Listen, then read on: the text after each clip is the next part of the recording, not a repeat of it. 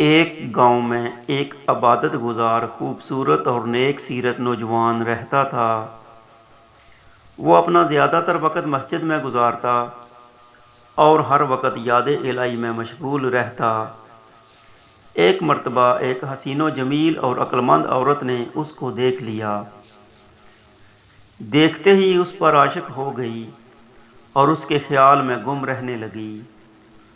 بالآخر جب محبت شدت اختیار کر گئی تو وہ راستے میں کھڑی ہو گئی۔ کچھ دیر کے بعد وہ نوجوان مسجد کی طرف جاتا دکھائی دیا۔ وہ اس کی طرف لپکی اور کہا، نوجوان، میں تجھ سے ایک بات کرنا چاہتی ہوں، میری بات سن لو، پھر جو چاہے کرنا۔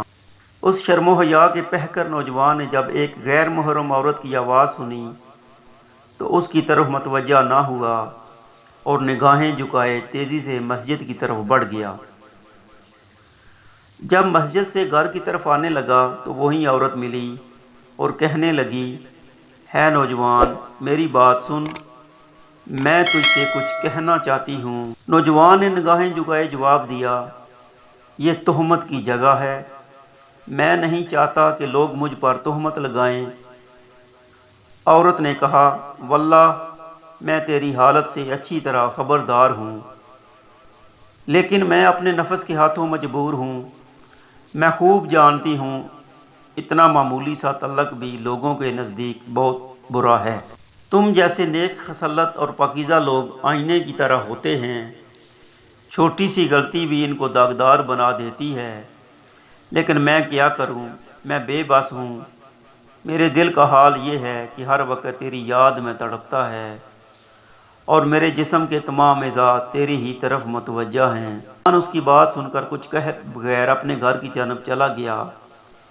گھر جا کر اس نے نماز پڑھنا چاہی، لیکن اسے خشوع خضوع حاصل نہ ہو سکا۔ بالآخر اس نے ایک خط لکھا اور باہر آیا تو دیکھا کہ وہ عورت اسی جگہ کھڑی ہے۔ نوجوان نے جلدی سے خط اس کی طرف پھینکا اور واپس چلا گیا۔ عورت نے خط اٹھایا اور بےتاب ہو کر پڑھنے لگی۔ خط میں لکھا تھا، اللہ کے نام سے شروع کرتا ہوں۔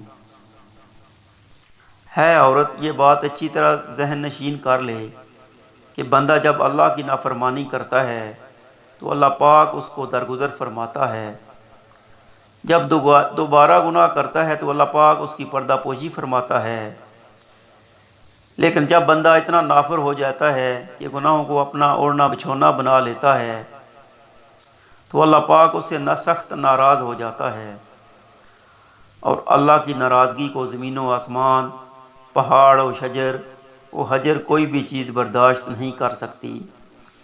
پھر کس میں ہمت ہے کہ وہ اس کی ناراضگی کا سامنا کرے؟